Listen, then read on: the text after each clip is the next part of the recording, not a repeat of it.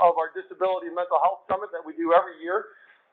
This is our legislative panel, which is thankfully being hosted here at St. Clair Hospital. We are following the hospital's rules regarding the mask. So we will do everything that our host has told us to do. And we definitely appreciate them opening the doors. For those who are unfamiliar with this hospital, it is a fantastic organization of committed people across Allegheny County. They serve the South Hills. It's the #1 provider in the South Hills, but they do go beyond as well. So we're always blessed to be here and thankful for it. We do have a couple things, and I want to move because we have so much that we need to talk about here today. So before we get going, let me say a couple things. First off, you will notice that we have our great interpreters. Thank you so much for providing that service. And we want to thank Highmark Home Care for sponsoring that and making sure that everybody can understand what we're talking about here today. Obviously, I did mention this is multiple events. I want to be sure that people know that we will have a day of informative sessions at our Beth L sort of campus. I'll almost say how much they open the doors to us on April 28th. And then a second round of events and a resource fair on May 26th. So for those in the area, this is not the end of the summit, it's only the beginning. And we very much appreciate our partners in the community, providers, and all the advocates and self-advocates who help us get going. Speaking of get going, I want to be sure to thank and give a quick moment here to have my friends be sure to say who they are and where they're from. I want to say that we do anticipate some people coming and going during this time. Everybody's been able to make it both here and online. It is a challenging week for most legislators with scheduling. So I want to thank everybody for making the time to come here. So thank you very much for that. But let's do a quick introduction of everybody who's with us. And I'll start all the way down to my left. I'm Representative Dan Frankel from the 23rd District of the Eastern City of Pittsburgh. Thank you. I'm Emily Kincaid. I represent the north side of Pittsburgh and northern suburbs. Good afternoon, Dan Deasy, District 27, the West End neighborhoods. Nick Piscitano, District 38, Mon Valley and South Hills. Carrie Lewis Del Rosso, the Allegheny Valley, Allegheny County, and Westmoreland County. State Senator Tamara Bartolotta, District 46, which is all of Greene County, all of Washington County, and a little bit of Beaver County. Robert Curie, District 28, which is northern Allegheny County. Senator Devlin Robinson, the 37th District, which is the west and southern parts of Allegheny County. Wayne Fontana, Senate District 42, a lot of Allegheny County, the South Hills, east, north, west, all over the place. Just picked up my love interest. Thank you. Senator Lindsey Williams, I represent the 38th Senate District, which is the east end of the city and the North Hills and the Allegheny Valley, all in Allegheny County. Joining us online so far is Representative Anita Kulik and Brandon Markozik. We expect more to come in and out, and we will notify them too. The last thing I just want to note is one of the things that I love the most, one of the things that have made this event special to me and to those who participate and to attend and view is the fact that it has always been bipartisan. And I want to thank my friends, not only, of course, my Democratic friends who've come from near and far to be here, but also my Republican friends who come close by, who represent part of the district, and those who come across county lines. And I want to always say to our good Senator Bartolotta, I don't think she's ever missed one of these, and I very much appreciate her coming up north. But we're very, give her a cookie. But we do thank everybody. Thank you to all my friends on the Republican side who joined us here today. All right, we're about to kick off. I want to warn everybody that these microphones are hot. They will remain that way, so don't forget that they're there. And we're going to introduce our first discussion here, and I'm going to do a quick bio as we bring speakers up. So our first, and I say quick, it's quick, because we have so many good information we need to get to. Our first speaker is Mark Davis. He is the President and CEO of the Pennsylvania Advocates and Resources for Autism Intellectual Disabilities, otherwise known as PARD. His work is dedicated to improving the lives of people with intellectual disabilities and autism and increasing pay and other supports for direct service professionals who are so inherently necessary to how we care and provide services and keep promises to people with disabilities here in Pennsylvania. So Mark, thank you. I will kick it off to you, and I would note for everybody, The QRS code is active. If you'd like to see the testimony, obviously you can look at it any time, but it is active. If you bring it up, you will see exactly what Mark is gonna talk about. Go ahead, Mark. Thank you, Representative Miller. Appreciate the opportunity to be here today. I wanted to say, first of all, to all of you wearing green, happy St. Patrick's Day. So, I've got some Irish jokes, but I can't tell them right now. I did tell them before. And also want to, congratulate Senator Fontana for being the only one who mentioned that he picked up another town, because the redistricting is obviously hot on your minds, and I really appreciate you taking the time to be here today when you also got other work like canvassing, right, and getting signatures. It's a wild time, let alone the pandemic and everything else going on, but to throw that into the mix, really appreciate your service and what you do for us. So I just want to get that out there. So thank you. Direct Support Professionals, or DSP, is a term for direct care workers, or direct care staff who work with people with intellectual disability or autism. We call it IDA. DSP turnover is now approaching 60%, and vacant positions or open positions of staff is at 23%. There's a workforce crisis at a level that we've never seen. And I started in this field in 1974, and I was young, very young, but DSPs perform numerous roles listed in your materials: administering medication or food through G&J tubes, giving insulin injections, subcutaneous insulin injections, job development, crisis intervention, liaison to healthcare providers, emergency evacuation, and anything else needed for people with IDA to live safely and productively in their community. Why is there a crisis? Chronic underfunding and unnecessary regulations have resulted in an unsustainable system, with low DSP wages and ever more challenging work. Right now, our DSPs, without the additional supplemental funding from the pandemic, if you take it to pre-pandemic levels, because that funding is one time, right? It's not going to be here. The average DSP salary is $13.20. Can't survive on that. And looking at the MIT living wage calculator and adjusting it for Pennsylvania for DSPs, the average wage would need to be, and don't have a heart attack on this one, but it's years of underfunding, right? And devaluing the profession. $31.48 an hour is what it would need to be now. And you know that's a good number, right? Because you know we can't get truck drivers for $25, $30, right? And these are people that are given insulin injections, doing transfers, doing, G&J tubes. This is serious work. There's also high levels of overtime, leading to excessive time away from the families. I've gotten a number of calls from execs who say, I got another call. And it was somebody who has 20 or 30 years in the field, calling them at night from their driveway, crying because they can't do it anymore. I missed my son's 8th birthday party. I missed his birthday again. I can't do that. I love working with people with disabilities. I can't do it anymore. Yeah. And we actually did a survey of thousands of folks. We found that frontline supervisors, people right above the DSPs, right, are working an average of 20 hours a week just to fill shifts. Let alone their job, right? I mean, they've got their other job to do, but they're just filling 2.5 days a week just to fill 2.5 shifts a week just to fill shifts. We also have a lot of people waiting on the waiting list. I'm sure you know there's over 12,000 people currently on the waiting list. So that's unacceptable. Over 5,000 on the emergency waiting list. What they're like, hello, 911, can you hold? I mean, it's just not a good situation for people. And what we've seen through the pandemic, because coming into the pandemic, our members had an average, and business people will be shocked by this, on average 2.9 days cash on hand. That's all we had, because we are so thinly funded. That's all we had, cash on hand. And so when you go into it with this, what happens is they have to shrink their capacity, right? Shrink the system in order to absorb the additional expenses brought about by the pandemic.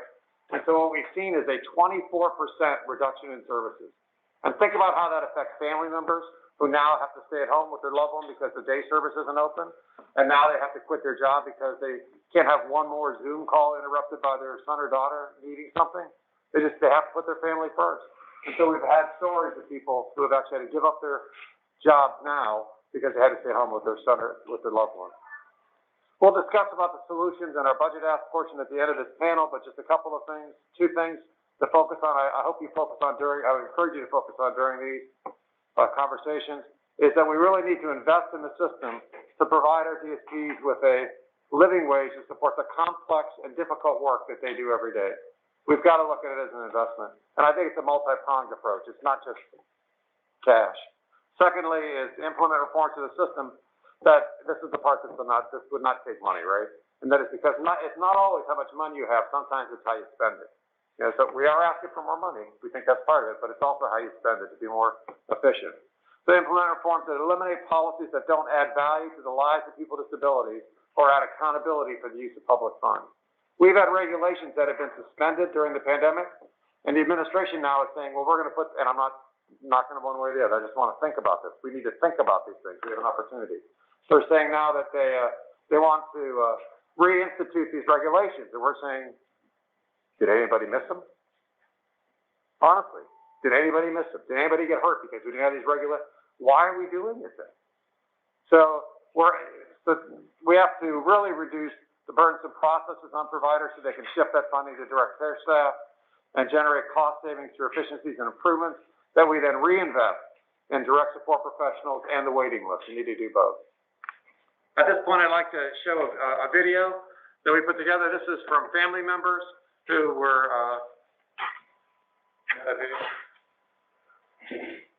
these are family members who we asked, and people with disabilities who we asked about, what do you think of the value of the DSP? And this is the value of the DSP during in the height of the pandemic. So you can, honestly, God, we got a video, just hang in there. Yeah, just a moment.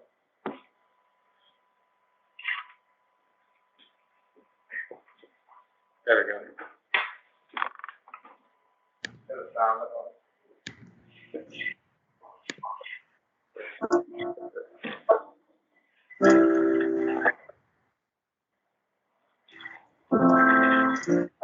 It's Chris Reader. This message is for Pennsylvania legislation. My name is Michael Malone. I'm Karen Hines. My name is Jean McCoubry. My name is Joe McGrath. Hi, my name is Sherry Sullivan. Hi, my name is Marina. My name is Judy DeLeo. I am a family member of someone with intellectual disabilities. I have a disability. I have a brother with disabilities. I have a 30-year-old son, Sam, and the mother, Jennifer Sullivan. I'm the father of a beautiful 21-year-old daughter with intellectual disabilities and autism. I do have a brother. My brother-in-law, Domenico. I have a son, Paul. My daughter, Jennifer, who is 49 years old, was diagnosed with ID. I have a wonderful sister with Downs. Lives in a residential community. My sister. My direct support professional helps me to live a good life. I help him no matter what goes on. Direct support professionals, which they employ, have given Jenny quality of life. Without their assistance, my brother would not be able to, he wouldn't eat properly, he wouldn't take his medications, he wouldn't have his health, his personal hygiene, and he wouldn't be safe.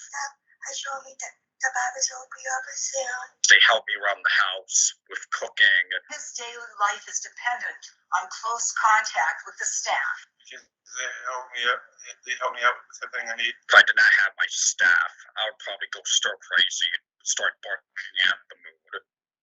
Staff is selfless and caring, and they're on the front line, risking infection to help others. The caregivers at the house take care of the clients. Love and care that is so unconditional of them. They just do it. Yes, they do, because they work their butts off. And They provide everything that they need, including, medical care, health care. We're barely getting any sleep. The only relief we get is when somebody shows up to help us. Without the dedication and care my sister receives on a daily basis from direct support professionals, she would not have the quality of life that she's currently experiencing, and for which I am completely grateful for each and every day. I'm asking government and the legislature to provide help. The staff is stretched to the limit. They have barely enough PPE. Providers like hers need special help at this time. The only way to save this situation at the moment is to increase funding. During coronavirus, keep helping me. Governor, the legislation steps up keep our loved ones safe at home and in communities where they belong. And it's essential that we support those who are to.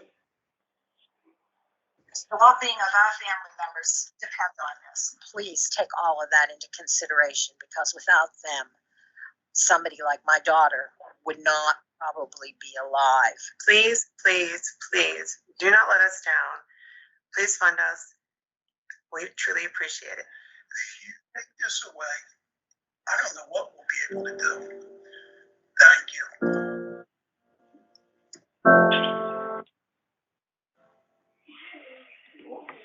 Okay. Well, thank you, Mark, for your words and also for the video. We will make that video. I know there was a sound delay a little bit there. We'll be sure that a video is sent out to all legislators so they will have it there and hopefully share it even more. Thank you. Thank you. All right. Ms. Charles next. Are you next? Yes. Well, I'll tell you, thank you so much. We know that you are with Emaus. Thank you. Yes, Emaus Community of Pittsburgh. You've been there for 19 years, right? Well, I've been with them for 6. I've been with the IDD, MHMR community for 19 years total. Okay, all right. And that we know that you have a deep understanding of how the DSP crisis impacts people with intellectual disabilities as well as their families. Yes, sir. So we'll go to you, but before we do that, I also want to just note that Ms. Murray, of course, those of us may know Nancy. She is the president of the ARC of Greater Pittsburgh and senior vice president of Achieva. She spent many years of experience in the disability field in the areas of public policy advocacy, family support, coordination, healthcare, and state government, serving people with disabilities and their families. Nancy and her husband have 3 adult children as well with Down syndrome. So we are very thankful to have both of you. Ms. Charles, I will pass it to you. Thank you. Good afternoon. I am Latasha Charles. I was a direct support professional, long-term residential advisor with the Emaus Community of Pittsburgh. I have worked with the IDD MHMR community for 19 years and still counting. I am dedicated and very passionate in the work and the job that I do.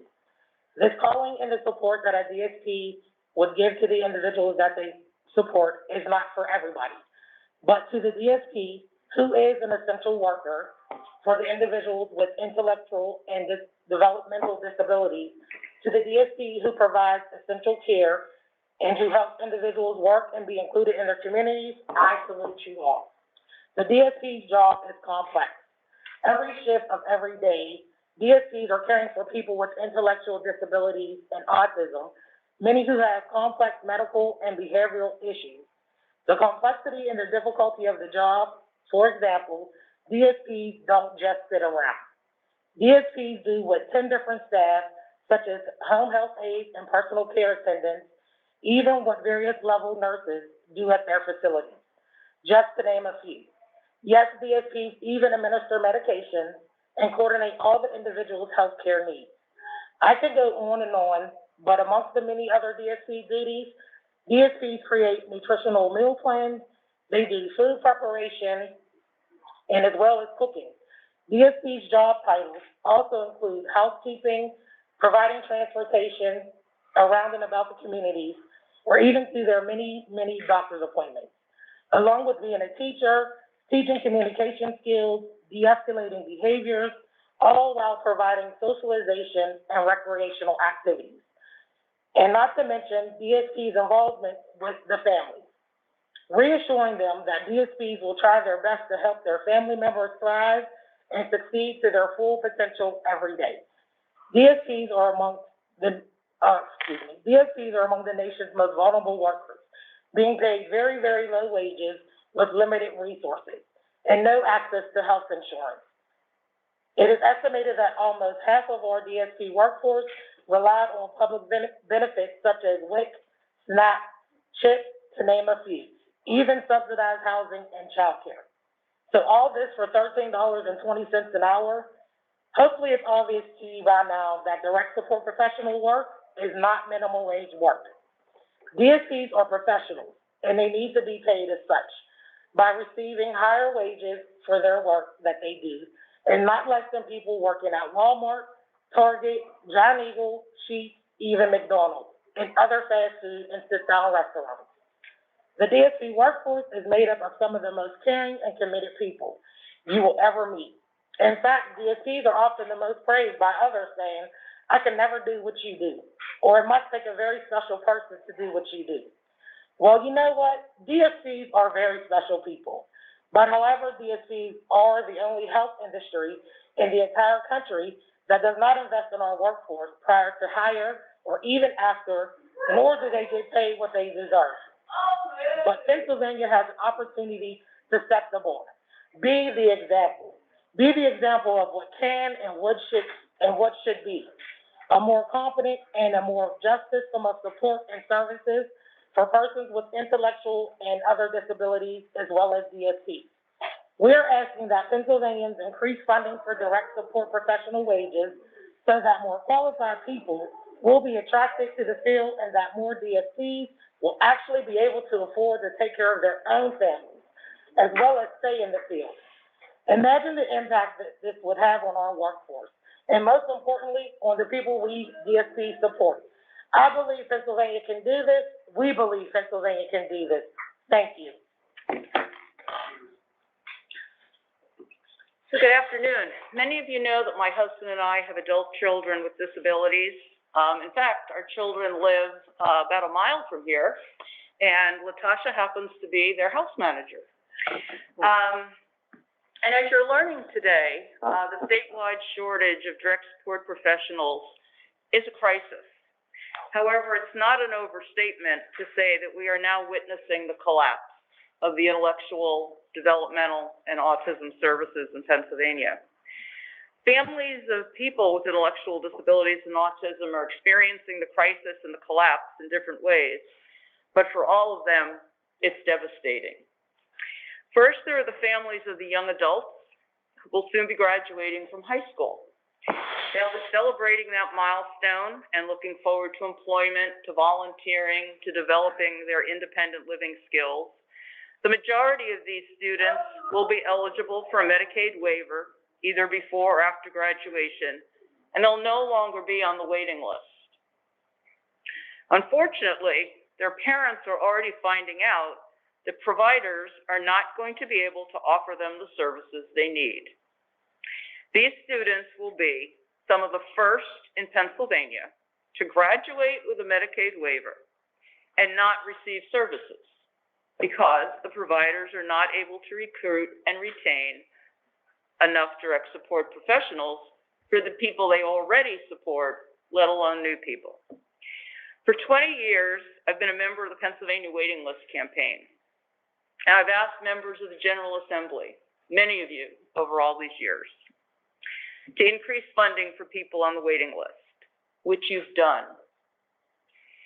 We never imagined that students would have funded waivers and there not be enough DSPs to provide them the services, but that's where we are today.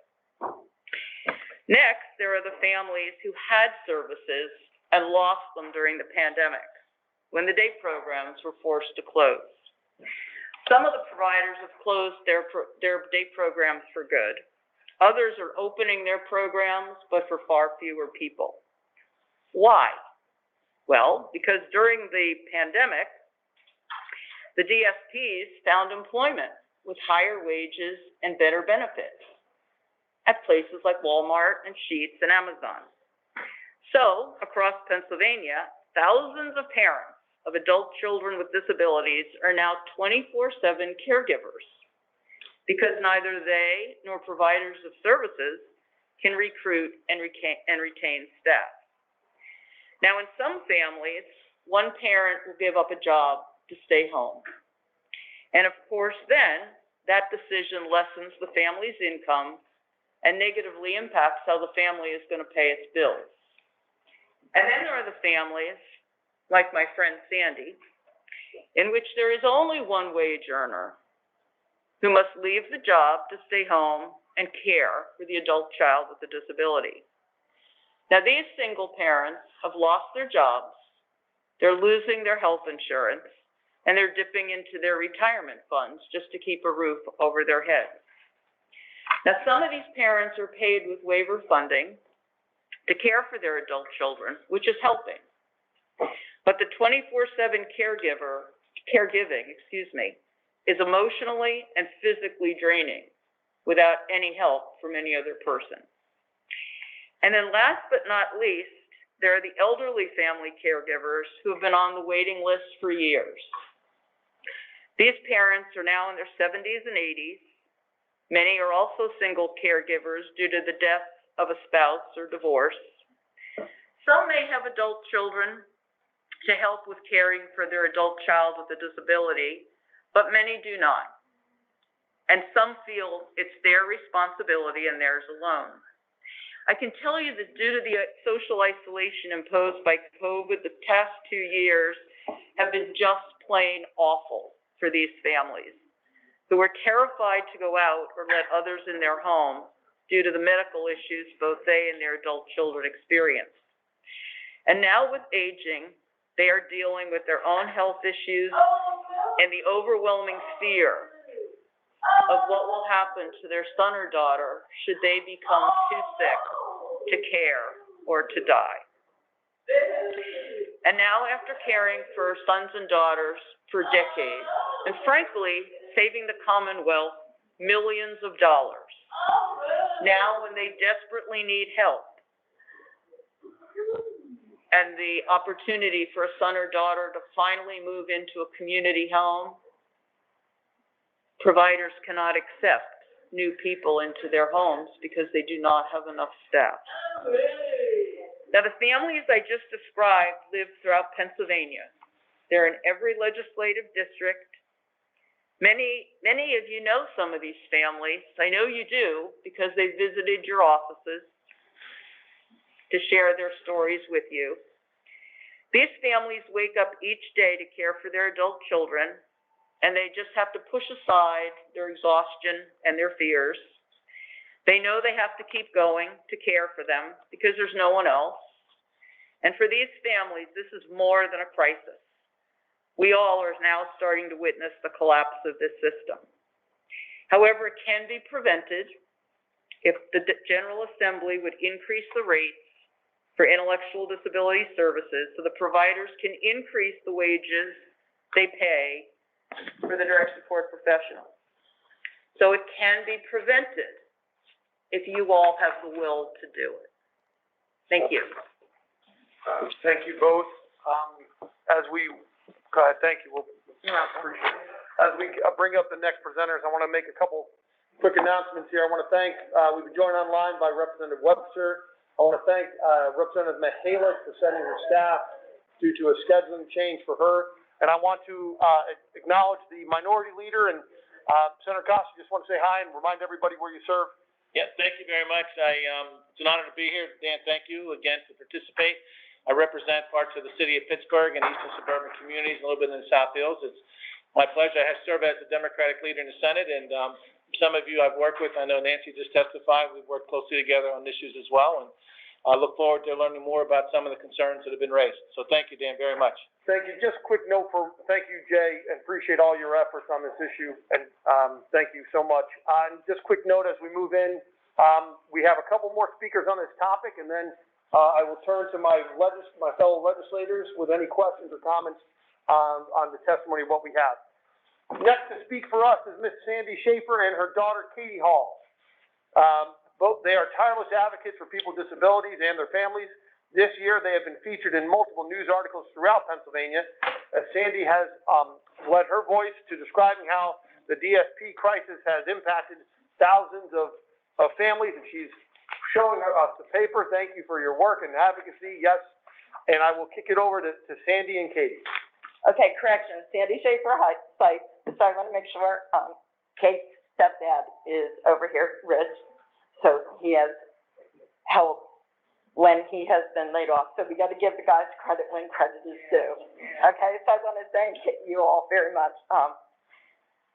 It's a little bit overwhelming. I'm a little bit more nervous today than when Kate and I gave testimony in Washington, D.C. So I thank you. My representatives, you have my heart, because my state representative has been my best advocate, and that was Eli and now Bob Brooks. And it's most distressing to me because of redistricting. I'm probably going to be losing him. And that hurts me. I'm gonna share with you today, my goal is that every time we bring this DSP crisis up, is that you see Kate's face, every time that you hear this crisis in staffing, and you see my face when you heard Mark speak, because I am that face. I will admit to 60 years not being in this situation, and I think there's some of you that can relate to that, whether you're willing to admit it or not. I'm sharing this life lesson with you that I've read along the way. When you look at Kate, I don't want you to look away. I don't want you to pretend not to see the hurt that this has caused to her and to our family. To that end, I will share with a little humor with you, a little bit of visual aids along the way. I want you to look at her as if she were a member of your family, a daughter, a staff member, a granddaughter, a niece, a neighbor, or someone that's come into your office. Kate has not had programming for over 24 months, and there is no end to when it may be happening. We have spoken, Nancy has spoken to it. Would you want someone, when you're witnessing Kate, who's making $13 an hour, to watch Kate? Someone needs to be trained. Someone needs to know CPR. Someone needs to have a psychological background to know how to observe Kate and to work with her. Someone that's working at a fast food establishment should not be making a better wage than someone taking care of Kate or the rest of our individuals. There is money in the budget. I know that you're all aware of it. We need to move some of that money over to make this. There's more Kates coming up in our system, and we're all aware of it. We need to be serving those citizens. I want to remind you that Kate and the rest of our citizens have voting rights, and we should be addressing them and serving them also. Kate is the youngest of my children. My oldest son graduated cum laude undergrad and Duquesne University Law School. We have 6 boys between us. One of them is head of ITT at US Steel. We have a welder. I have one that wants to be a professor, which I tell him every day there's no such thing anymore. And that's my sense of humor that I bring to this, because this is what has gotten us through this. At my age, I should not have to worry about the loss of my profession, the fact that I've had to downsize and lose my home that I love, my career, my savings, and the home that I wanted to leave for Kate to have the stability for the rest of her life. My boys, they pitch in, they do what they can, but they should not have to leave their livelihood and come and help Kate at a rate that she is. The staffing is a joke. It needs to be addressed. My family assists when they can. There's no movement in programming. I have sacrificed everything that I have and can do. But the fact that Kate got the boot in March of 2020 because she wasn't a resident in a program is unforgivable. And we all should be ashamed, all of us, everyone in this room, that we're not opening up programs. The regression that Kate has had in 24 plus months is unforgivable. To that end, because of the socialization that she has not had, I've had to place Kate on the waiting list at Allegheny Valley School.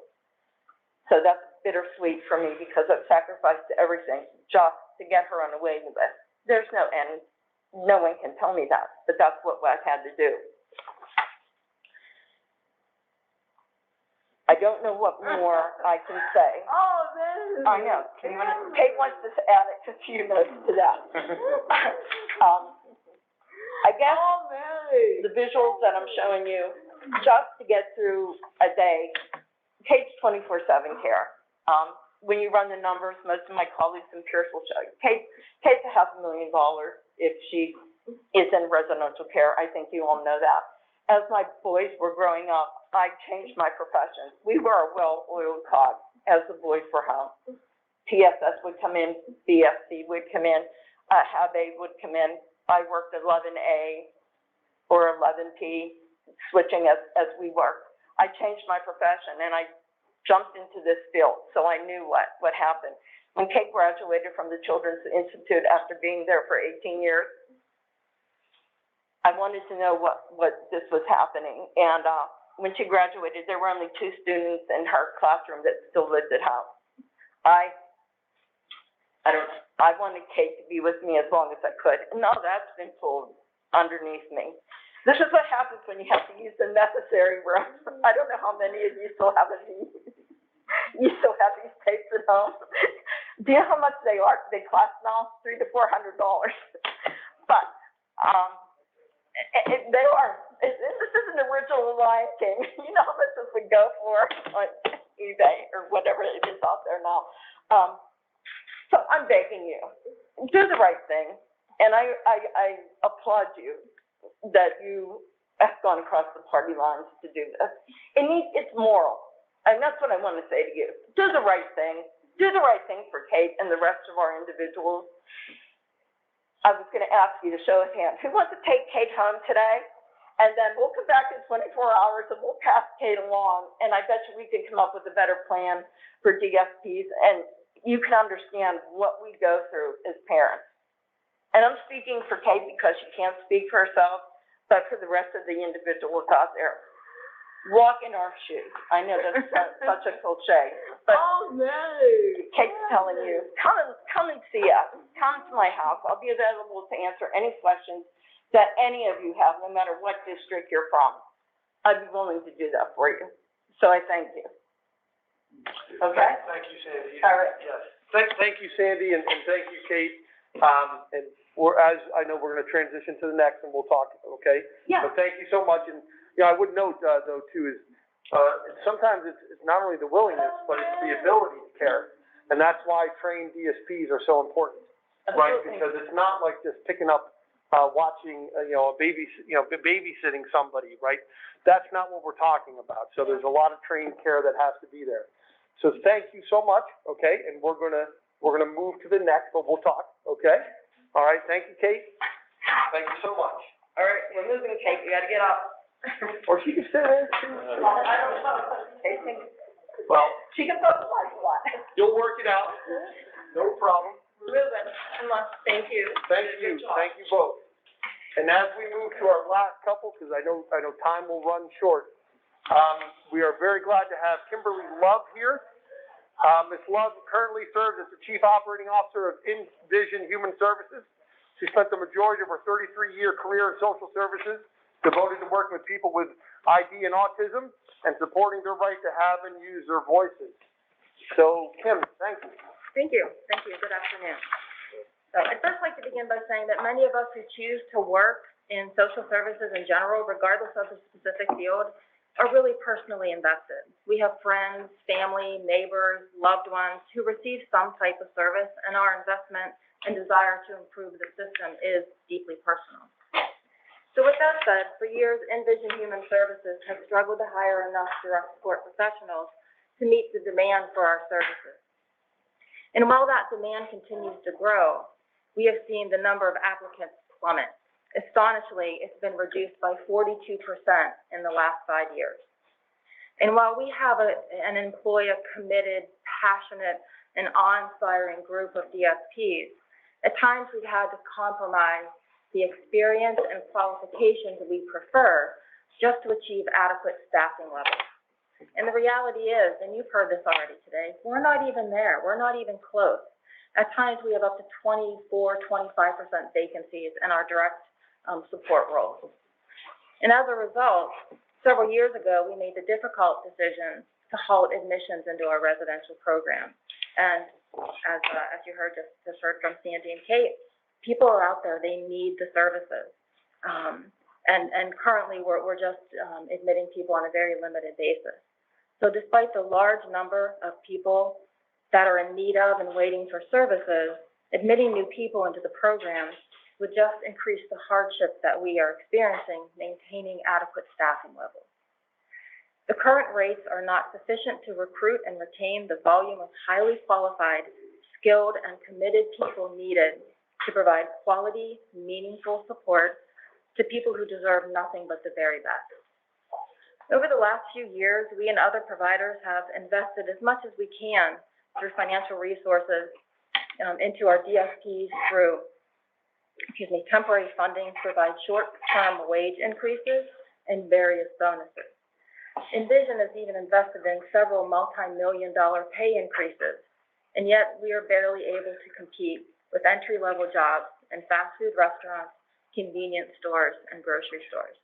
And it's critical, and you've heard this today, it's critical that you understand that these jobs, like our jobs, are not entry-level jobs. They're far from it.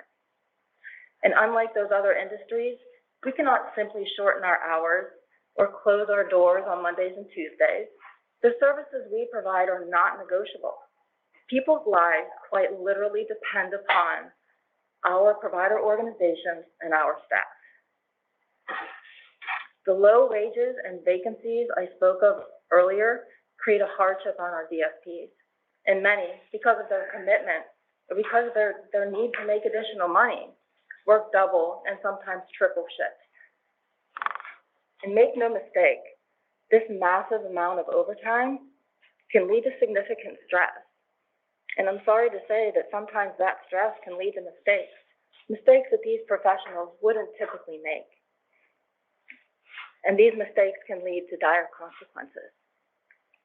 So the state of Pennsylvania holds partial responsibility for these mistakes and has the power, authority, and obligation to improve the circumstances for all its constituents, those receiving services and those providing them, by instituting rates that allow organizations to pay professional wages to the professionals entrusted to care for Pennsylvania's most vulnerable.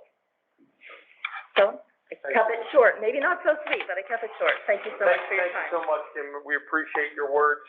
And as Patrick joins us here too, I want to just double check. We were expecting Liz Humphrey to join us. I just wanted to see if she didn't. Okay. Well, we're going to continue to try and work for Liz, who I know is a great self-advocate and very, very good voice for this discussion. If we can grab her, we definitely will. Patrick D'Amico is the Executive Director of the Provider Alliance, a Pennsylvania association dedicated exclusively to community services for people with ID and autism. Patrick has worked in the field for 40 years and began his career as a DSP, and I want to thank him for his work in making sure we do talk about this today. So, Patrick, the floor is yours. Thank you. Thank you all for being here today to learn more about this important issue. Our gratitude and appreciation to Representative Miller and his staff for hosting this event and giving us this opportunity. I'd also like to thank my fellow panelists for telling their stories today. Since July of last year, in response to the state's American Rescue Plan proposal, our advocacy has focused on the investment of $541 million into fee schedule rates to support DSP wage increases.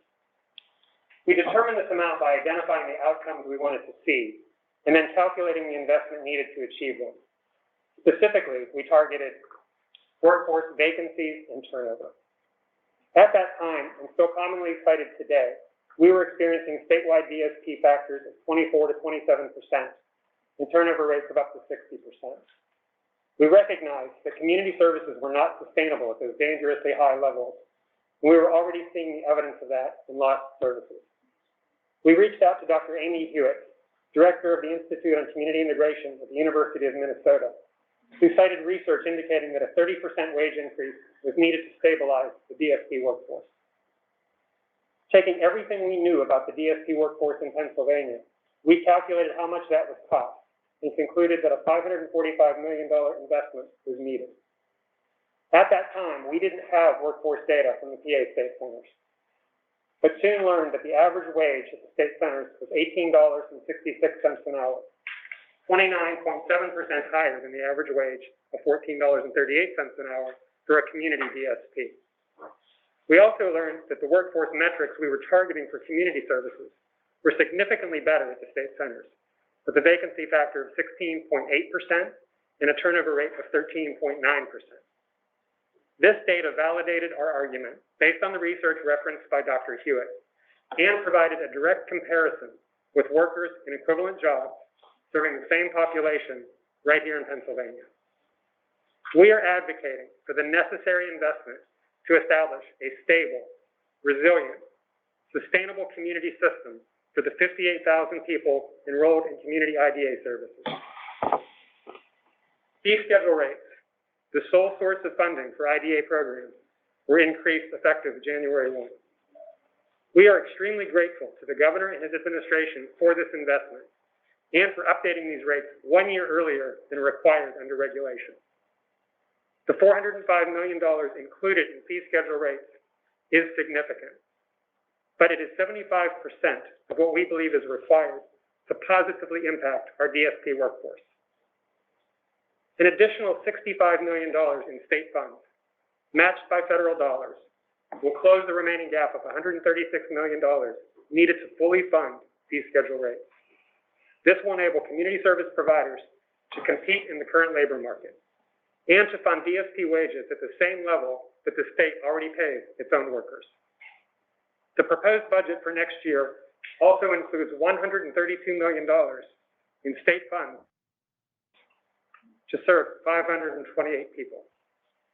We need your help and support to keep those funds in the community ID system once those facilities are closed, so they are available to fund our DSP workforce. We appreciate the efforts of Representatives Miller and Markosic and Representative Deasy here today to introduce and endorse legislation for an annually applied market index for fee schedule rates. We need to continue and broaden this conversation. An additional $65 million in state funds is a substantial investment, and making sure that rates keep pace with inflation will preserve that investment and its impact on the community systems going forward. With your help and support, a stable and sustainable system capable of building the capacity needed to serve everyone is possible. Thank you for sharing this time with us and for your support of ID services. I look forward to answering any questions you may have later in our session. Thank you. Thank you, Patrick. And Mark, I know I have you down, I think, for a quick closing with it too. I want to get to questions as well, so if you can, let's whatever you got left, let's try and hit it hard, and then let's get to some Q&A. Absolutely. Thank you. This is what we think the solution is. One is to implement a market-based index for the rates. Our system is fully dependent on state and federal funds. We can't raise prices to meet a competitive wage, nor can we cut services to save money. Connecting rates to an inflationary adjuster will allow for predictable and reasonable budgeting and continued investment in DSPs. Level Up for IDA is a system reform bill that's currently on the table. It requires no appropriation from the Commonwealth, and as I mentioned earlier, shifts from inputs and outcomes and reinvest in DSPs and waiting lists. And to prudent pay, which is the practice of the administration holding, think about this, holding our pay for 3 weeks. So you have a claim that's in, they hold it for 3 weeks just for cash flow. It's an accounting trick. And we have to get by for 3 weeks without it. And that's just not right. That's not a way to treat your partner. The administration has said that they've decided not to institute that policy for this next fiscal year, but we want it to be ended permanently. The continuation of regulatory flexibilities, I mentioned that already. I mean, who missed them, right? And then the reduction of PA's waiting list, I think that's already been talked about. We think that's critical too. And the main thing about the waiting list that we say is that we have to have the workforce in order to serve people off the waiting list. And if we didn't have the people coming off the waiting list, we wouldn't need the workforce. So I think they're really inextricable, but we have to consider both of them as we move forward. Thank you. Thank you. I know you went quick through the end, and I want to just say a couple words as I look for comments or questions from my colleagues, if anything there with it. You know, look, the reality, and I appreciate both of first off, thank you to everybody who presented. And that is, it is great. We appreciate everybody who shared the personal as well as the work commitment and everything along the lines. You know, you do detail what is a public-private partnership. You know, there's no doubt about it, but it also means in order for the mission to be accomplished, the public side has to be there for that equation to work too. So that is essential for it. Any colleague questions or comments on this panel? Senator. Just one real quickly. You were saying that the regulations were waived or some were suspended during COVID. So can you specifically tell us what regulations were suspended that you want to make permanent and how that makes things much easier for you. Yes, we actually have a list that we've sent out, and I'd be happy to send it to you. I can send it to, Can you name the top two? well, one would be like, for example, the ability to provide services remotely, that they were not allowed to, and that's been put in the waiver document, so hopefully they'll continue with that. But that means when people are home, they can do day services at home through, doing yoga classes or visiting, remote visiting. Others are, probably one of the more important ones also is that if a staff is trained and qualified to operate in residential, they weren't allowed to go to the day services program unless they had certain training specific to day services. Well, they knew that person better than the day service staff who went through 4 hours of training. It was just silliness. And so now staff can go anywhere they need to based on training. If they're trained in a specific Medicaid service, it's transferable to other services. It's in the same system. So I hope that helps. So those are two that are those are pretty much no-brainers. Yep, we'll send that out. Thank you, Senator Williams. Thank you all for sharing your testimony. I have some personal interest in this, with DSPs, and I've always advocated for the increased, reimbursement rate and the wage increase. But thank you for some of these other suggestions that, I'm happy to be supportive of. And I just wanted to encourage my colleagues. I did a DSP for a day where I got to go to one of the houses in my community and, talk to the DSP provider and talk to the woman who was getting the services. And I would just encourage all of you to actually go into one of these homes and see it. It's really powerful. Thank you, Lindsay. We'll go to Wayne in just one moment, too. I want to go to Carrie. I just to kind of go what Senator Bartolotta said as well. Reimbursement structure with Medicaid. Do you see that as part of an issue too? We can appropriate the funding. I wanted to make sure there won't be any back end problems with Medicaid in terms of your reimbursement schedule as well with that. No, as long as prudent pay is eliminated, that's the biggest glitch, holding the pay for three weeks. But there will not be any issue with getting this through the federal government with what we're talking about. Any of this, there won't be any technical issues. We'll be able to work those out. We've got a really good relationship with CMS. Okay, great. We'll go to Wayne and then to Jay. Thank you. I asked my staff yesterday to pull the legislation in the House and the Senate that's pending. In the Senate, there was at least 20 bills, and I think there's well more than that in the House. So there's a lot of bills out there for different things. I like your list. I like the list you're going to send to Senator Bartolotta, but also because it's about solutions, right? And whatever we could break it down to, sometimes there's too much. You've got to break it down to the essentials and the priorities. The same thing, Patrick, which funding. Funding's a big deal. You had solutions. So if you could send that, I think it'll be helpful so we can focus. There's a lot of stuff out there, and a lot changed because of the pandemic too. And it's all about access to mental health care and disability care. But we need to get specific because there's so much, and we need to, that'll help us with the fight. So thank you for that. Thank you, Jay. Just very briefly on the waiver issue that Senator Bartolotta raised. I think we're scheduled to extend possibly the waivers at the end of this month.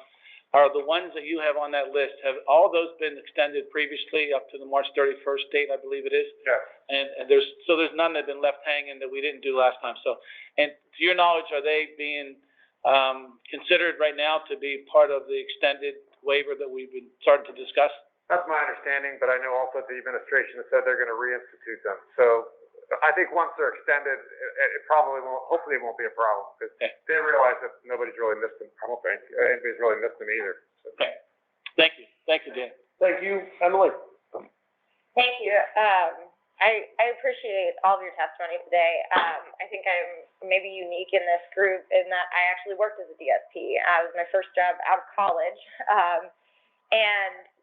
I will say it's intensive. It was an intensive onboarding process, training process to get up to speed to be able to provide care for the individuals that we worked with. It is emotionally and physically draining, and it is absolutely high skilled work. And so, I'm very much on board with what you guys are proposing. I think that's the bare minimum that we can do. I know that we have talked previously, Nancy and I talked as well, about, the 65 million that you guys are proposing, in the budget because, of appropriations, budget hearings. And I'm wondering if you can, talk a little bit about how, you think that, that's been received thus far by the appropriations chairs, and what more we can do to really push that along. Yeah, we're doing our work to have our meetings. I mean, clearly, we are talking with a lot of legislators, such as yourself. And how it's going, it's difficult to measure at this time. And we feel we've been consistent in the ask, and we have backed up what we believe the need to be and what the plan is. And of course, at the end of the day, we understand that it is a big commitment. We want to make sure that it's a good investment, and we do want it to produce the outcomes that we are seeking. But I think that you've heard, more so from the stories you've heard today about the impact and what's really going on in services, we hope that moves the dial more than anything else. We know you have a lot of requests to weigh. You have a difficult job to do. We think this is elevated to a point where we are beyond a crisis state, and people are losing services. People haven't had services in 2 years. It's a growing problem. And our concern is, given where the economy is right now, and the lag that we see in rates, right now under current regulations, rates are only reviewed for a possible update every 3 years. And since we started this campaign in our ask for the $541 million, we have fallen behind over the last 8 months. The economy has risen, inflation has gone up, state senators have gotten 2 raises. So we're locked in at a number that we already know is dated. So we're falling behind, and we can't afford to fall behind another 3 years beyond that. So that's what we're messaging. We're having a lot of good conversations. We hope we're moving people to actually vote for it and put it into the budget for fee schedule rates exclusively, because we want to make sure it gets into the rate so that it gets to the VSP. Thank you, and I think for the final question on this panel, we'll go to Brett. Oh, I'm sorry, Rob. Why did I think Brett? I don't even know what That's all right, I'll be Brett for today. No, you be Brett. Brett was yours. Rob, sorry about that. No worries. I like how you looked as well. You're like, who's he talking about? Sorry, I Rob. just wanted to embarrass you for a second. So. Oh, appreciate it. And thanks, guys, for being here. Appreciate the work that you do and all those associated with the direct support professionals. I want to echo that. Important work, and certainly work that takes a very special person. So thank you for all that you do. Supportive of your ask here. Also wanted to mention, and I think this is Representative Miller's proposal, that to your point about every 3 years, it should probably be something that we hook to COLA, to a cost of living or to inflation. That's what our pay is hooked to. It makes sense to me. So supportive of that as well. The question for you guys that I appreciate your input on is, besides wages, do you think, and you've got a number of things that you liked in the waivers that you mentioned, and I'm excited to see that list too. But are there structural things that you would point us to look at as well, that you're aware of, being at the place that you are, the position you are, that we could consider to make this work better for families and for the end customer, which is our folks with disabilities who benefit from services? Yeah, I would let Mark address some of the things that I know are contained in the proposal and level up. I think we equally support system simplification, the reduction of any kind of administrative overhead or burden. We know how valuable that is. We know the reduction of regulation. We know the importance of all that. The issue now is, though, what's priority? And the priority is that there's not a DSP workforce sufficient enough to care for people. So while we're in favor of all of that, I would go into a lot of things we would love to see happen with technology and the ability long-term to continue to support people differently and be able to innovate. But right now, our priorities have to be limited to really what can we do to shore up this workforce. So that's where our focus has remained. The investment into the fee schedule is our #1 priority right now.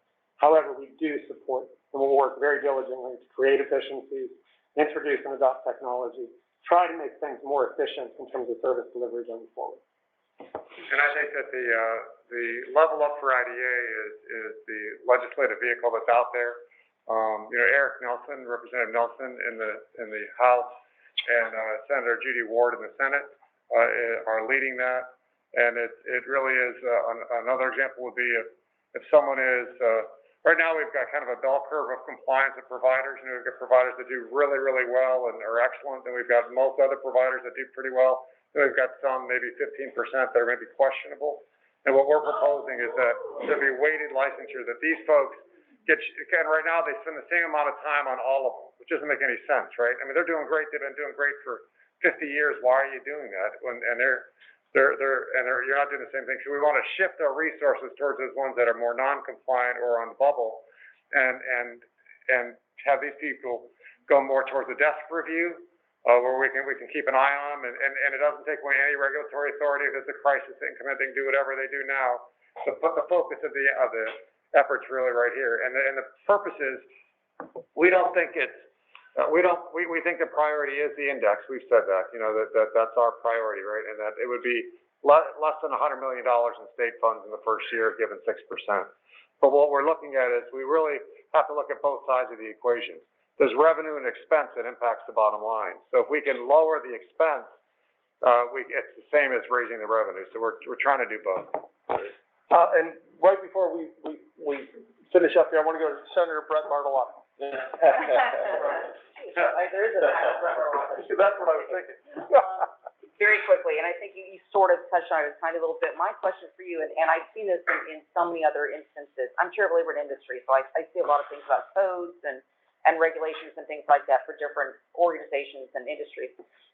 One thing that I'm curious about, is there a challenge that has been posed to this particular industry, if you will, as to changes or modifications for regulations and requirements and certifications? Has the bar been raised for training for people, or certifications or hours or anything that puts a barrier in your way? Yes. Okay. Yes. Yeah, we have a list. We have a list, right? Yes, right. That's one of the lists. Incident management for one thing. We've got peer-to-peer. We've got a list. Okay, well, it says, for example, it says in the nursing home situation, years ago, prior to COVID, the administration sent out all of these inspectors to the nursing homes, and if the Jell-O was 1 degree off, they got penalized. So, I just want to ask if that's something akin to what's going on. Yeah, could you imagine working in that environment? That's not fun, right? I mean, the DSPs I talk to say that do it for 20, 30 years, it's just not fun anymore. It's all cross your T's, dot your I's, and it's a gotcha mentality, and we want to shift it to one of outcomes and quality. And not just once in a while, it's week after week after week. Yeah, constantly, right. Starting people out. Thank you. Yeah, right. Thank you both, and I want to thank everybody here. We're just, we had a lot of great information. And look, I want to note too, because you did make reference, we also know there are a lot of good DSPs who are in the public system, who are still working no matter what the opinion is on the state senate. So I know there's hardworking DSPs that are still there too. And I know they're represented by AFSCME, and they're working hard in their system as well. So we got to find a way to always be supportive of every DSP, no matter where they may be. But I do thank you for referencing them too. That being said, we will quickly pause. We're going to go into mental health and the access to mental health and challenges from the pandemic in particular. So we'll be back in a quick moment.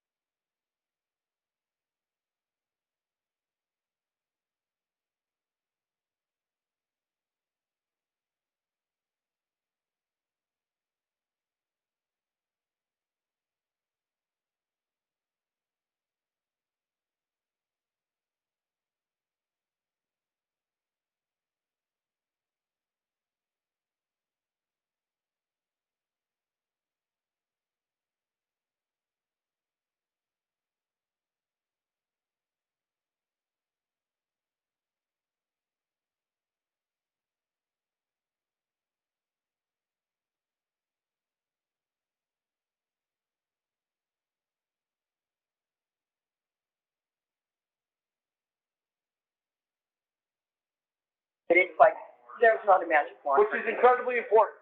And so we're very glad to have with us here as we begin the second part of our discussion. Into each other. We know that access to mental health was not exactly the easiest even before the pandemic, and we know that there's been challenges that have been since. Basically, no matter what your problem has been before the pandemic in disability and mental health, it has become more challenging afterwards. So as we begin this discussion, I want to thank our presenters who are here, and we're going to hear from two. First, I think Lori Barnett Levine is going to talk first. She's the Chief Executive Officer of Mental Health America of Southwestern PA. She's a passionate advocate who spent decades promoting recovery, early detection, education, and quality services, and programs to improve the lives of those impacted by mental illness. Lori, thank you. I'll introduce Susan in just a moment as well, but thank you very much. So please take it away. So thank you very much, and thank you for inviting us to speak today. We deeply appreciate Representative Miller's efforts for mental health and mental health issues. Our national organization has presented him with an award, which I had the privilege of doing. So thank you very much for being here today. I am, as you heard, the CEO of Mental Health America of Southwestern Pennsylvania, which is an independent organization, but we are an affiliate of a national organization called Mental Health America, which was founded in 1909 and has affiliates all throughout the United States of America. My organization was founded in 1964, and our tagline is, "There can be no health without mental health."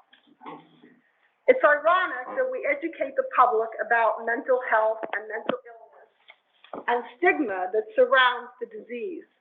We highlight mental health issues, explain symptoms of mental illness, promote suicide awareness and prevention, discuss how to support a loved one with mental illness. But sometimes, after the education and the search for services begins, people face challenges and obstacles accessing services. I want to share some background data, some of which you may already know, before I talk today about access to services. COVID-19 and its multiple stressors created an increased demand and a decreased supply of practitioners to meet that demand.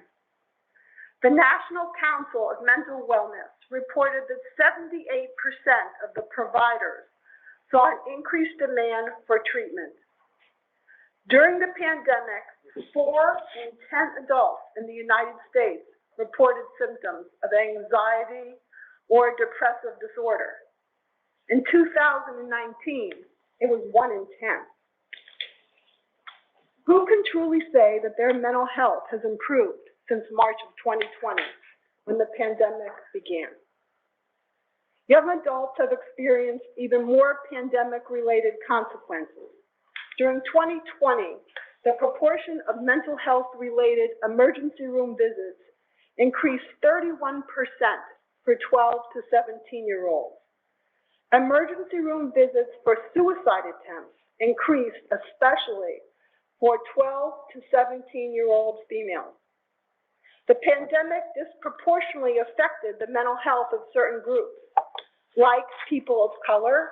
People who have poor health reported higher rates of anxiety and depression, as well as the elderly. Mental Health America National has evidence-based mental health online screen tool, which you can view, and it was launched in 2014. 1 million screens are completed every year. Most screeners are under 25. The data reported includes suicidal ideation increased in young adults in the United States. The rate increases every year. Since March of 2020, more individuals experienced mental health symptoms.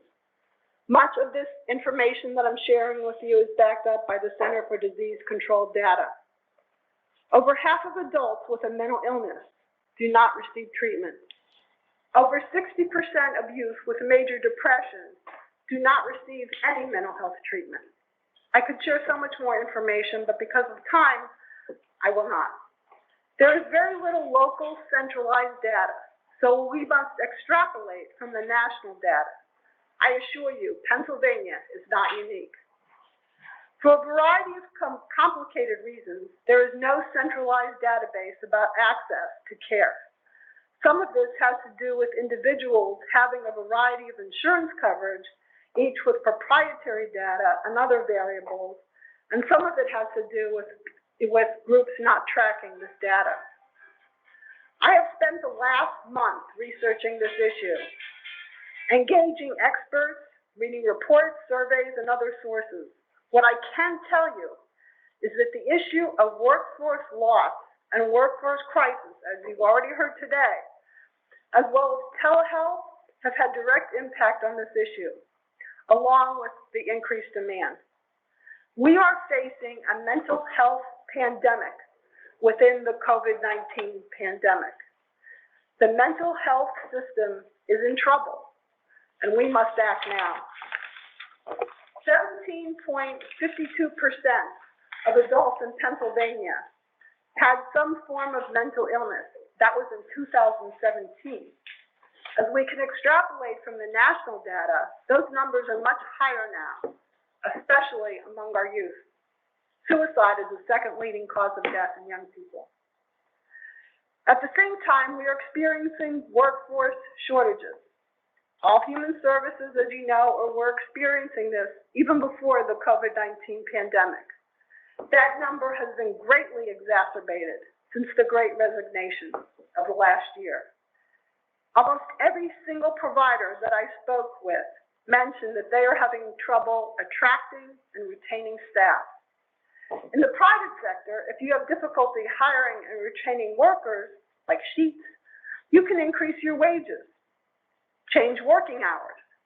This is not true in the nonprofit world, where services are highly regulated and contracts for services, as well as reimbursement for services, have not kept up with costs.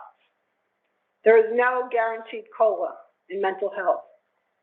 You may recall that in 2012, the mental health budget was cut 10%, and those funds have never been restored.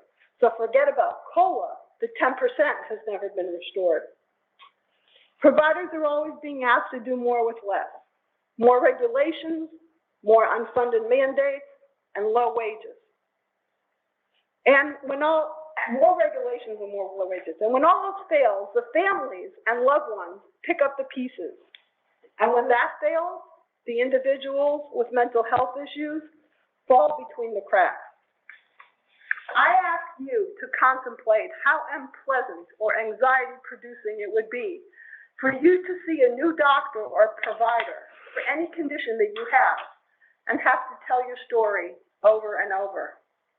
This happens every time a person with mental illness has to see a new case manager, a new therapist, a drop-in center worker, a residential staff, or even a psychiatrist because of the rapid turnover issues mental health providers have been experiencing. This is particularly difficult to do when you're experiencing a mental illness.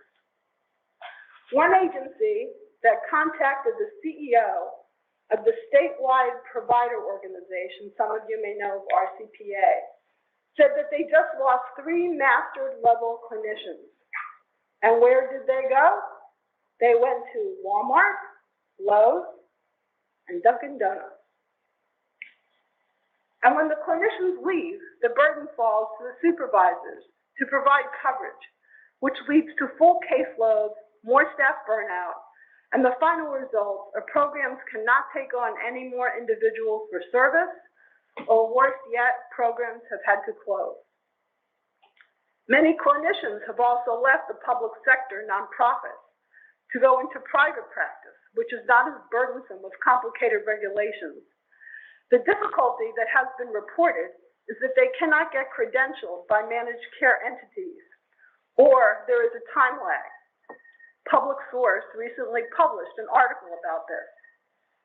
This means that individuals in the public system would not have insurance coverage approved to see the providers. COVID did not create these issues, it exacerbated them. Telehealth has helped to improve access issues.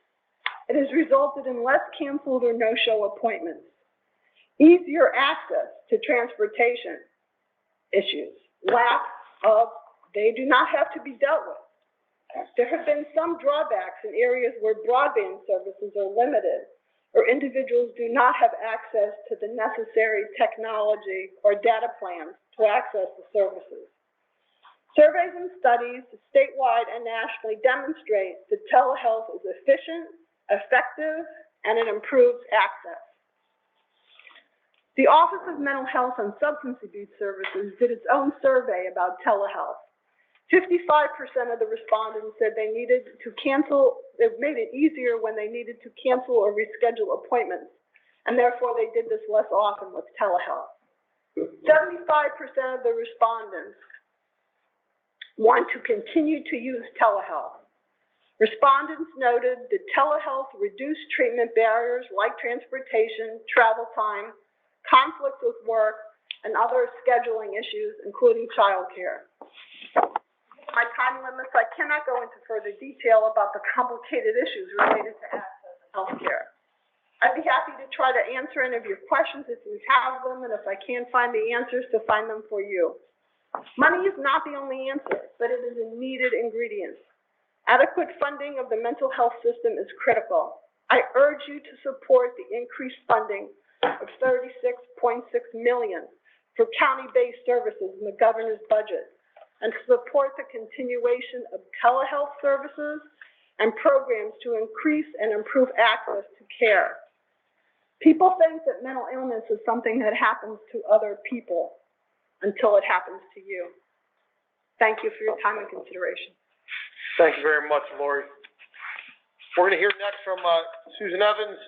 She's the Director of Psychiatry and Mental Health Services at St. Clair Hospital, obviously where we are, so thank you very much. In this role, Sue oversees the inpatient unit outpatient programs to include the partial hospitalization program and intensive outpatient programs, and the mental health unit in the emergency department here at St. Clair. So thank you, Sue, please. Thank you for having us. DJ Jaffe in 2018 book, Insane Consequences, wrote, "The U.S. has a minimum of 95,000 beds short of need for the mentally ill. It's harder to get placed in New York City's Bellevue Hospital than to land a spot at Harvard University. 5 people every day in Pennsylvania die by suicide. These people come from every walk of life.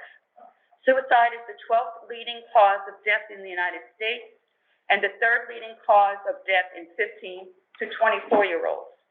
Countless more think about it or make attempts. The rates of suicide among men and women have risen steadily, especially since the pandemic. This is one of the most preventable tragedies that exist in society.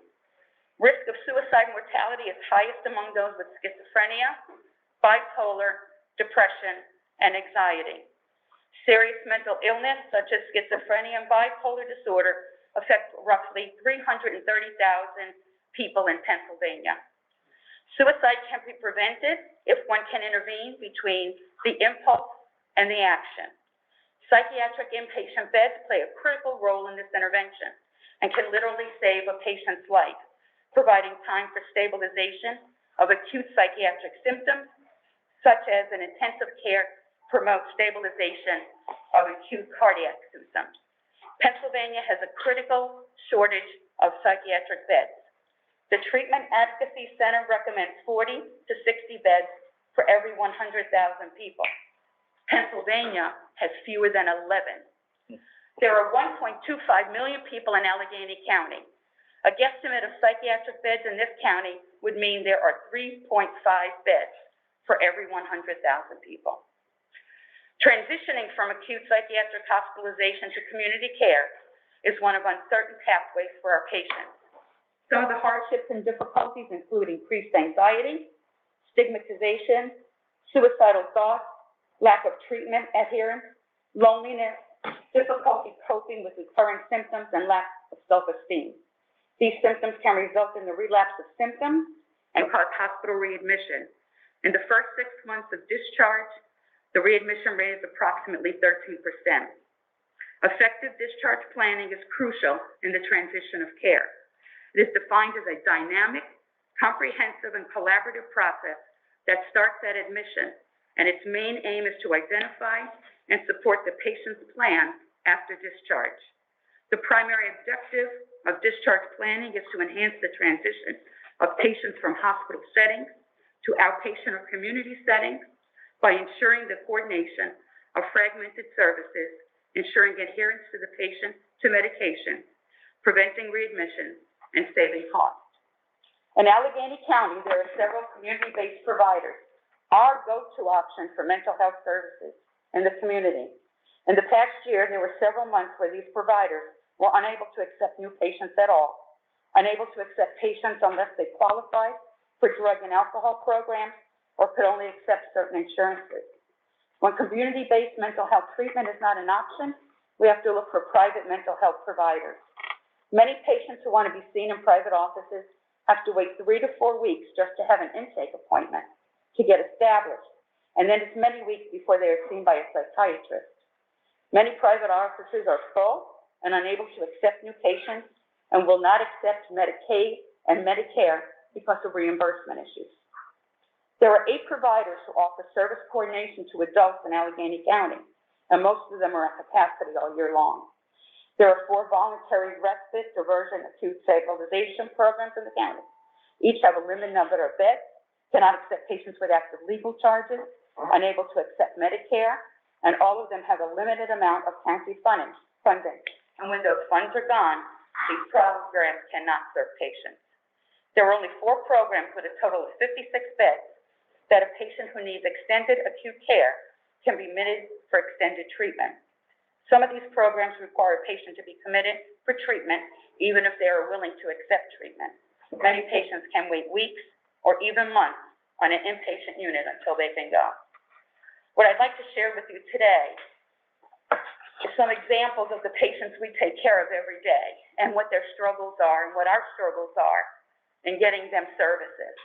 So these are examples of our patients here at St. Clair. A young man in his early 20s with severe depression, borderline personality disorder, and persistent self-injurious behavior.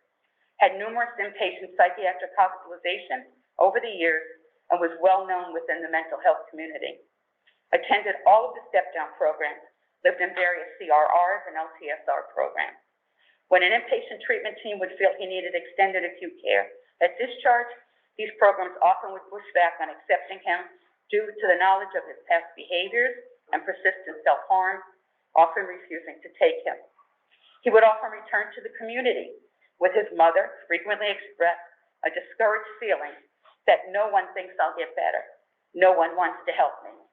He completed suicide in 2021. A 50-year-old woman with schizophrenia, persistent delusions that she's a robot and her family members are imposters.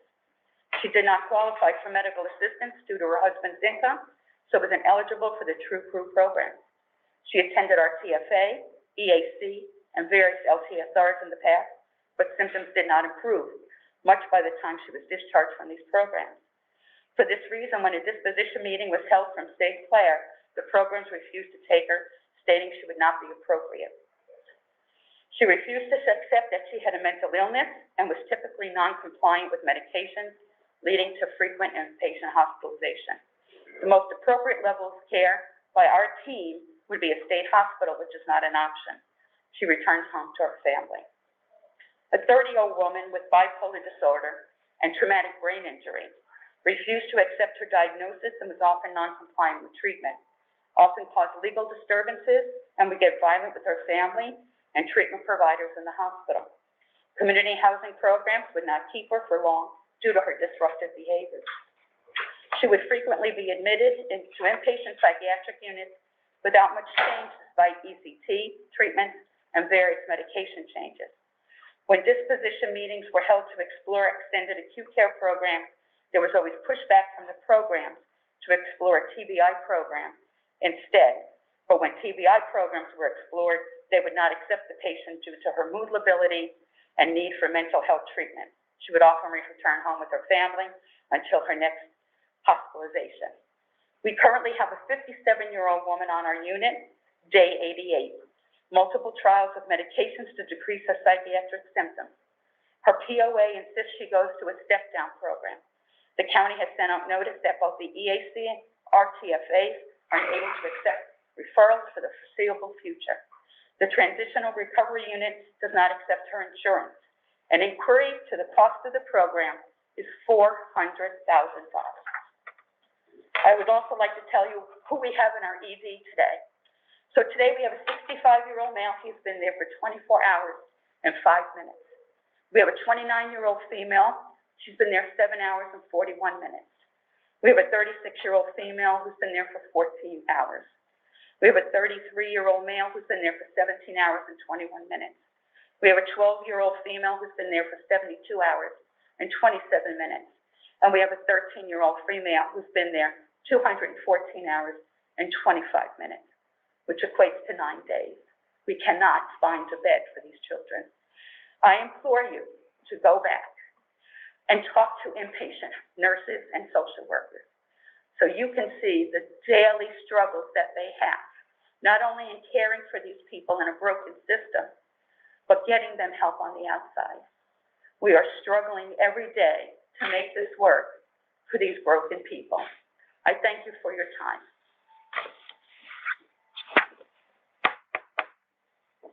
Well, that was terrific. But thank you very much for that enlightening thing. I gotta pause for a quick second as we bring up the next, but we did work on this a bit, Mental health bed registry. Yeah, and we tried to, you were able to advance it a bit in the Senate, right? Still out there, we've reintroduced it. Yeah. And this is 22 other states have this availability. I mean, you can book a hotel room in Hong Kong right now with one hand. This mental health bed registry for Pennsylvania, Representative Miller has it in the House, I have it in the Senate, and it would give us the ability to have, it's just a program, it's software, where a social worker can go in the emergency room, the 12-year-old that's been there for 72 hours and things like that. There are beds available oftentimes, but there's just no coordination. And even the Post-Gazette had an article recently talking about this. There are beds available, not for everyone, but they're available. We just don't know them. We don't know where they are. There's not a list. There's not a comprehensive way for someone to go in a hospital, in an emergency room situation, and click on the computer screen and say, this is, here's my condition. Is it pediatric? Is it an eating disorder? Is it bipolar? Is it schizophrenia? Fill that out, click the button, and it should give you all of the beds that are open and available, and it should be real time. That's what we've been trying to do for a very long while. And Susan, it's, and Lori too, and we'll definitely want to hear the other testifiers there too, but we had to pause on this thing here because, it is something that we have tried to see some movement on. And again, the senator, I know I believe bipartisan support has had a little more success in the Senate than in the House. But we know there are bed shortages, and we know there are problems with how certain things are paid and structured. We can't have it that anybody stays in your facility or any facility because they don't know where the rooms are, right? We got to get rid of anything that makes it tougher for you to connect these people to the appropriate care where they need to be, right? So that's what and Lindsay wants to talk about this too. Yeah. So I was thinking about this and beds being available. Yes, we have a shortage and we absolutely need more on all the suggestions you had. But another piece is that there are often beds available at Allegheny Valley Hospital up at the top part of my district, and they can't take the transfers because there's no bus line service that when they would discharge that patient for that person to get back to the city of Pittsburgh. And so like the public transit access is a piece of making sure that people have the ability to get to what little services we do have available. So I just want to throw that in. It was like, Susan, have you heard that before? No, I have not. All right. Well, I'll tell you, that's interesting. Well, listen. Downtown, right across the street from us, so we're pretty spoiled. yeah, they cut bus service there and there's a gap, and I've been working on it. Trust me, I've been working with the president of the hospital up there. Well, thank you, Lindsay, and I'm sorry, Lori. Additionally, as you heard from my testimony, there is a tremendous increase in suicidal ideation in our youth, especially as a result of the pandemic. And you see that suicide is one of the leading causes of death for youth. And so that there is particular shortage of psychiatrists to treat the youth and specialty beds that can specialize in admitting youth. So this is another prices within the prices. And let me piggyback on that, because they do have other legislation, it's Senate Bill 25, and it's to give nurse practitioners full autonomy. We have an army of qualified, educated, willing nurse practitioners who are ready to get out there, and they're under the thumb of collaborative agreements with doctors, and not just one in Pennsylvania, two. You can't find a GP on a main street anymore, and everybody's specializing. So this would release an army of nurse practitioners to provide that mental health care, even telemedicine-wise. But, so that they're not having to have a collaborative agreement. And we need a lot more people out there on the front lines to provide good, quality health care. We certainly do. Yeah. Well, listen, let's, she's trying to be helpful and solve problems. We gotta stop that, I guess, right? So, let's bring up John, and Sue. I appreciate it. Thank you both. John, I would say Elias, help me out. That's correct. John Elias is Executive Director of Adult Behavior in Western PA for Merakey. In this, he has extensive experience in program development, has worked for over 30 years in behavioral health and criminal justice. Thank you. I've known Sue for most of this period. Well, and I'll just say Sue real quick then too. Susan Coyle is a psychiatric nurse and public health professional who spent her career in service to individuals with mental health, addictions, and intellectual disabilities. She currently serves as the Chief Executive Officer at Chartier Center, and Susan's obviously been with us for many years as well, so we appreciate that, probably from the beginning with our disability summits. John, are you talking first? Yes, I am. I'm speaking to you all about telehealth. Just something anecdotal to what Sue said, my own experience. I have a 15-year-old daughter who in the past year has been in the hospital approximately 10 times for overdosing. And at one point, she spent 5 days in Forbes waiting for a hospital bed, on the adult emergency room, waiting for a hospital bed at a adolescent unit. So believe me when I tell you that the pain is real for a lot of parents out there. And unless you're on that flip side, you don't really understand what a lot of parents are going through until they really go through it yourself. So that being said, I also want to stress the importance of telehealth in Pennsylvania. And I'm going to ask you guys, how many of you, ladies and gentlemen, have used the PCP via telehealth in the past year? Most of you, as have I, and that is a common accepted practice, and it has been more commonly accepted in Pennsylvania for medical issues to be addressed via telehealth by either a PA or a CRNP or your PCP. One of the issues that we've been experiencing in mental health is allowing other practitioners to utilize telehealth to meet the needs of their clients in the community.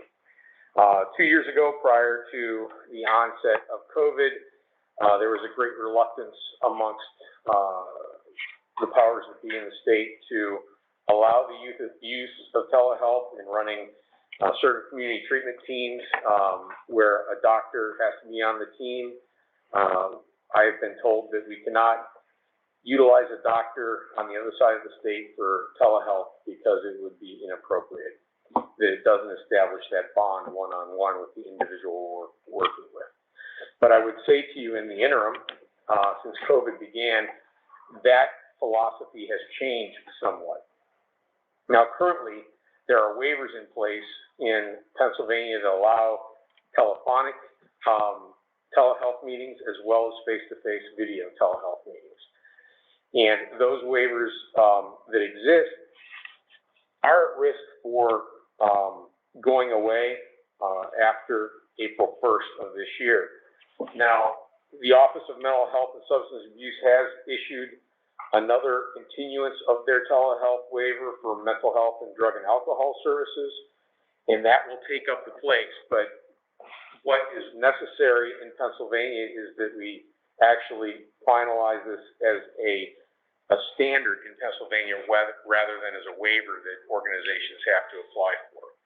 There are currently two bills, House Bill 2294, which allows for the expanded use of telehealth by psychiatrists for supervision, and there is House Bill 1573, which has a sister bill in the Senate, SB 705, which has seen little movement in the past 6 months, but is for helping commercial insurance coverage under MA and fee for service.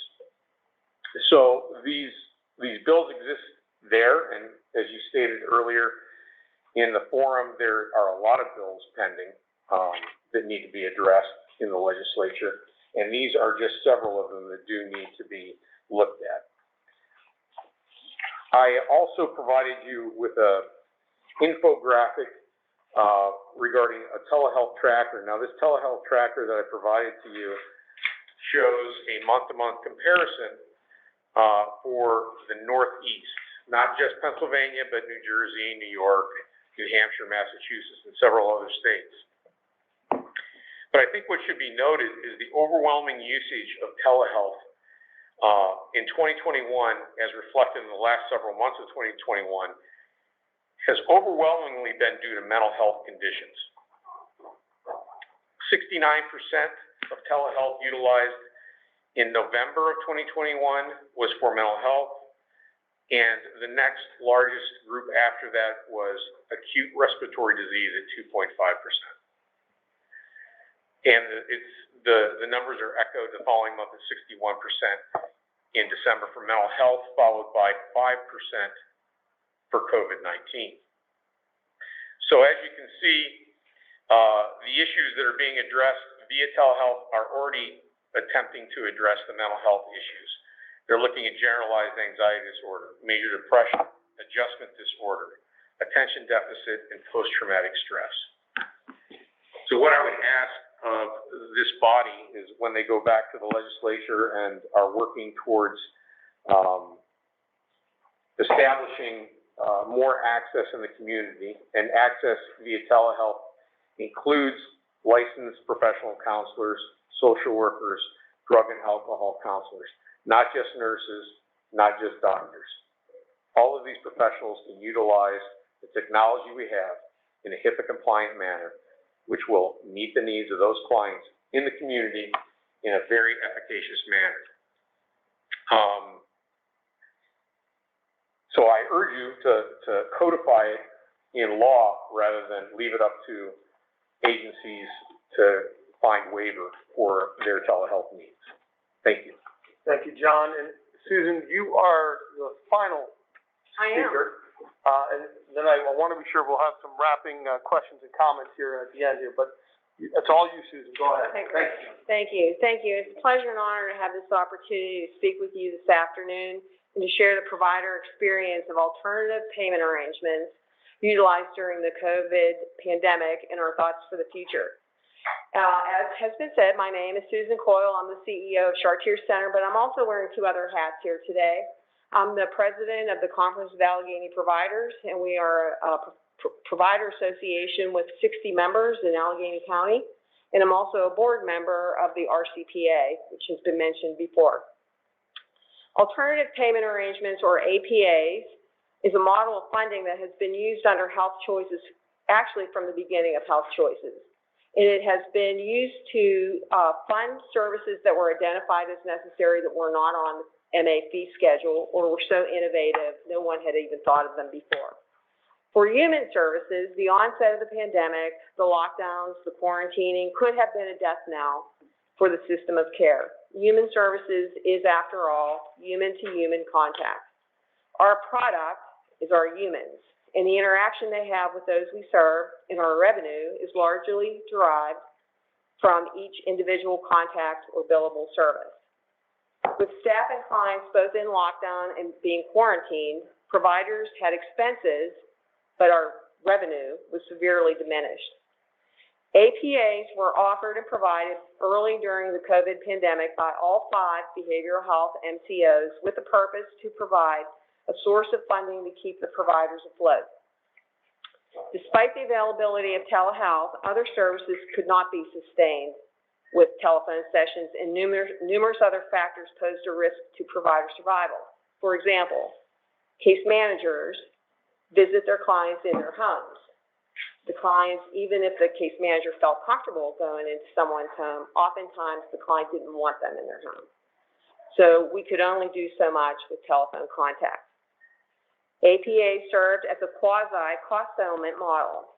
Providers billed for services they were able to render, and the behavioral health MCO would reconcile with additional funds so that the sum paid equaled the historic revenue from the pre-COVID days. RCPA conducted a survey of its members with the following responses. Nearly 95% of the members were participating in an APA.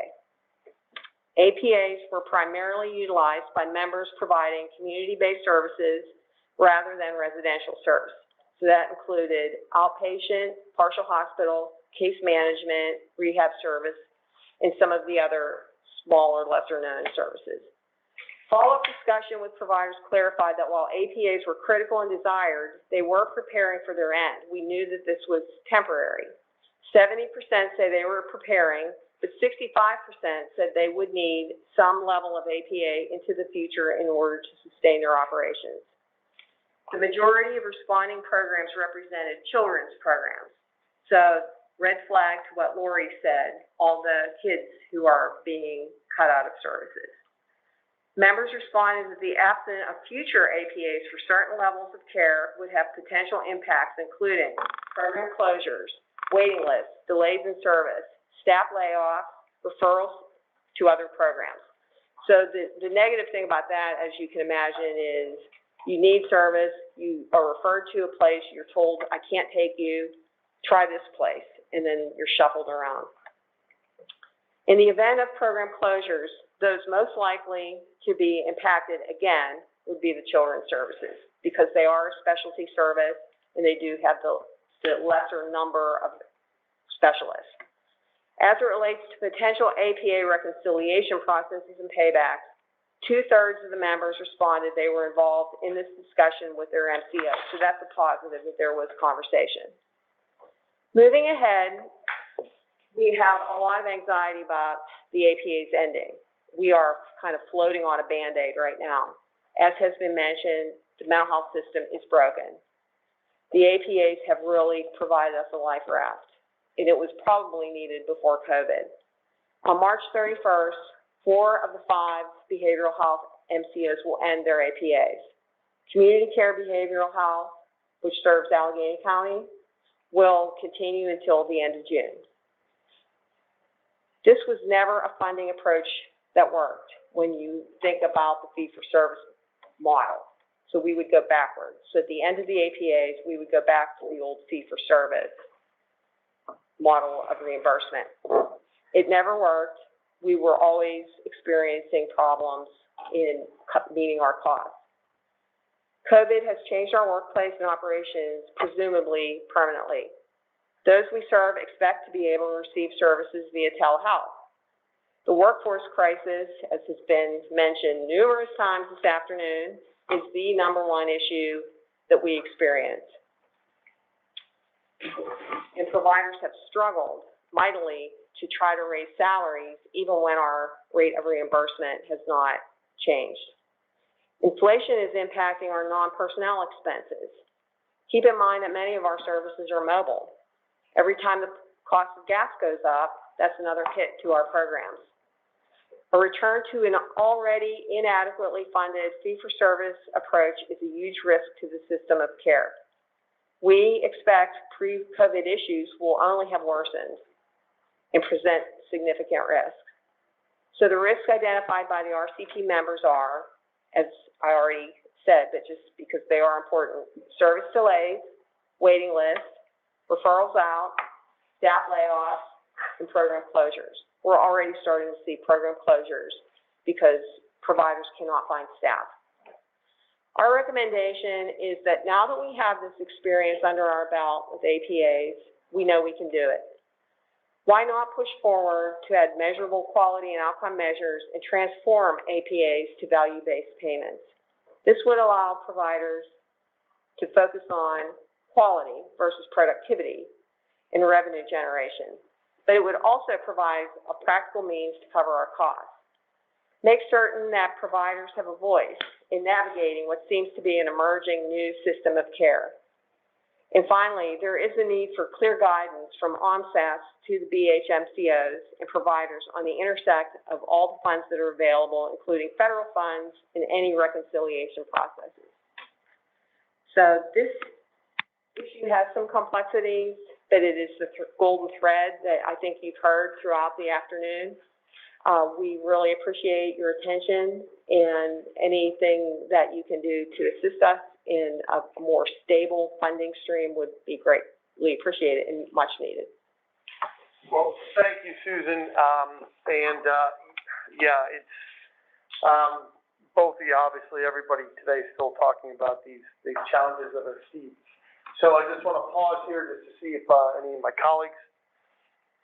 Okay. Let me say, we always have a challenge in the disability and mental health community, and it's something that continues to be an issue is, education. And what I mean is informing policymakers about what it is on the ground when it comes to the difficulty in accessing care, providing care, sustaining care across the system. It is a difficult thing. It is something that was a problem beforehand. It's been exacerbated as has been mentioned during it. February 2020 was not the promised land for disability and mental health issues, right? So that was not what we're all trying to get back to.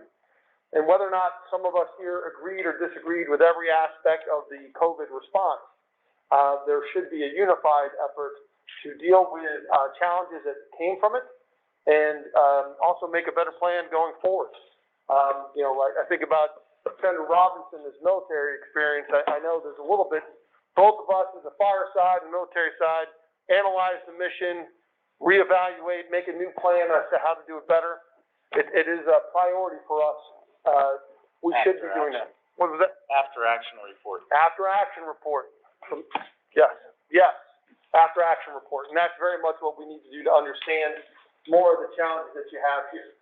So, I want to thank everybody for it. I do want to read one quick statement here. This came from Representative Kincaid on her way out. She said that she apologizes for needing to duck out early to get to another meeting. She wanted to say that as a person who struggles with depression, she understands the need for mental health access. Telemedicine appointments were critical to her maintaining her mental health throughout the pandemic and also the stress of the elections. She is forever grateful that she had quality health insurance that provided me with that access. She's in full support of making telehealth more accessible and for increasing funding for these critical workers. And she wanted to thank everybody. Look, the reality of it is this event has always been one about reaching out and staying and never bringing in a bit of partisanship. I love the fact that we talk about issues together with Democrats and Republicans.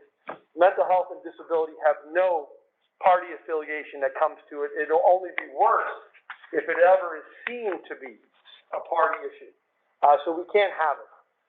So I very much appreciate the information for it. I want to thank all the presenters, but I want to also thank St. Clair Hospital for hosting us. I want to thank Highmark Whole Care, of course, for supporting our interpreters, but also thank you to our interpreters for making the event so accessible. I want to thank Representative Parker, who joined us today as well. I want to thank Chairman Bizzaro for his staff during this time. I want to remind everybody that on April 28th, we will have a session day at Bethel full of mental health and disability topics and resources to talk about. We will have a second event on May 26th to go over disability and more sessions then with a big resource fair that will also be at Bethel. We have a lot of work to be done. Thank you, everybody, for taking time from, I know, a hectic week. Thank you so much, everybody, for coming. We appreciate it, and we'll talk to you all soon. Thank you.